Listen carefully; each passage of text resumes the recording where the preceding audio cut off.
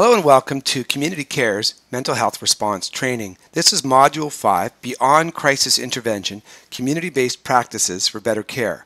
My name's Paul Horn and I'll be your instructor for Module 5, just as I have for Modules 1 through 4.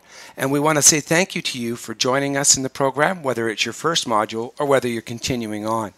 Module 5 takes us in a bit of a different direction from where we've been in the previous 4 modules, because up to this point we've been talking mostly about how to support an individual in the midst of a mental health crisis.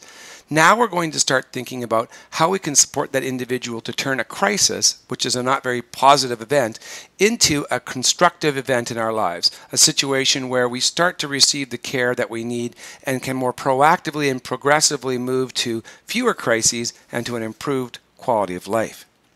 Some of the questions we will answer in this module are: how can we utilize family and community supports to create an effective support team for an individual? What are the most effective ways to engage landlords and neighbors? What is the role of the family doctor or the pharmacist? What supports exist in the First Nations community that may be unique? And what supports exist within the school system for people who are under 19 years of age? We're going to begin Module 5 with a pretty simple but very important idea. We call them face sheets just because they are modeled off of the pages that normally were used as the first pages in people's files or binders, and still are to this day if they are attending some kind of community facility or even a school. These are the sheets that have all of the sort of central information for an individual at a glance. And what we're going to do with these at a glance information cards is we're going to use them to be essentially similar to ID cards that are carried by family, by the community agency, or by the consumer themselves. And we simply use a computer or a photocopier to shrink down the card so that it is a more manageable size.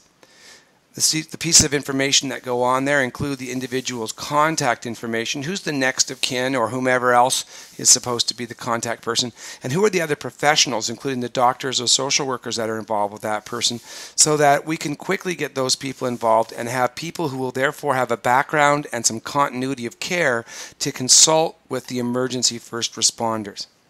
A classic example of this situation and how important it is when an individual, for example, mentions suicide to a first responder. The first responder is going to take that very, very seriously, and they're not going to know exactly what to do. They're probably going to make the more conservative choice.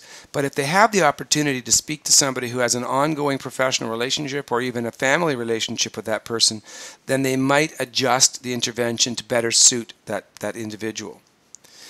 Another thing that would go on this face sheet is a list of current medications, including the times the medications are taken, the dosages, and whether the person is taking any PRN medication, and if so, what it's indicated for.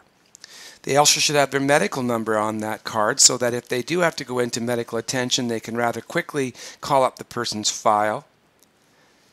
We should also have on there a physical description of the person, including their height and their weight, and a recent photograph.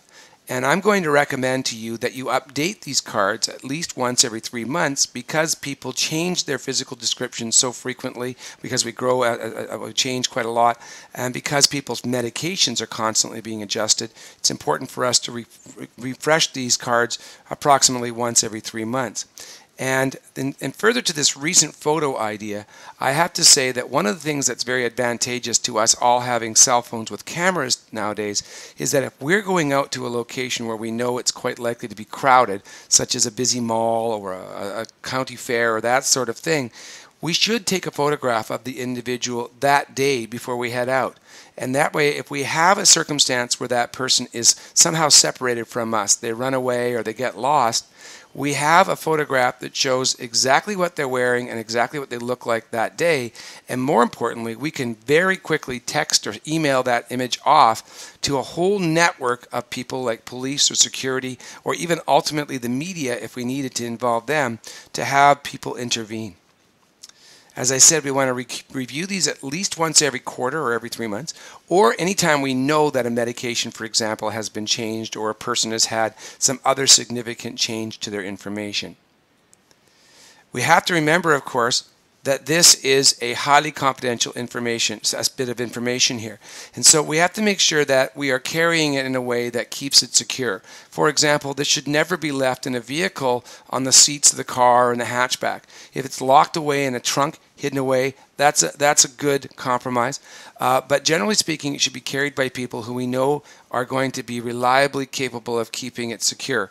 And that's a question that we have to apply to whether or not the consumer is going to be able to do that.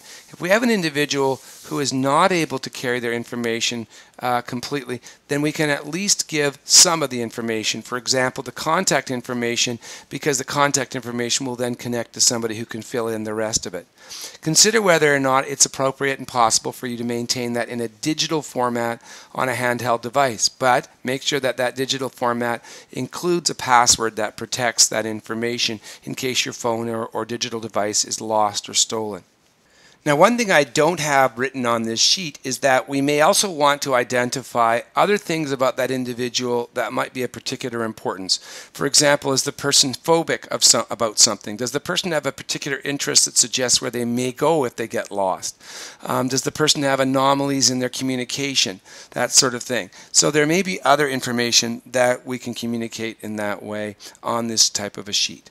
So the face sheet, very simple idea, but a good idea for us when we're going out. One more thing, when I take care of these cards normally in a community facility, I make sure that they are put away whenever they come back in at the end of an outing. And the usual simplest way to do that is to have staff take a particular bag that they go out with. And that bag will have in it not only the face sheets for the individual, but a number of other things, such as pens and paper, so that if they have to do any data recording, they can do that. PRN medications for individuals who need those. Things like, for example, Band-Aids and simple first aid supplies. Any rewards or treats that are part of what that person's behavioral programming might look like, or just things that will help a person to maintain a positive outlook while they're out there. So having a few drinks or a few snacks can help a person to stay in a better mood. We want to make sure those are in there. Things like bus information and a telecommunications device in there, or at least some money to be able to use a phone, so that these bags can be quickly taken and signed out and put back on the on a hanger and then brought back out on the next outing. And we want to make sure that we check to make sure that they're properly outfitted each time we use them. But this is a really simple way for us to make sure that the individual doesn't go out the door without some of the stuff that they really need.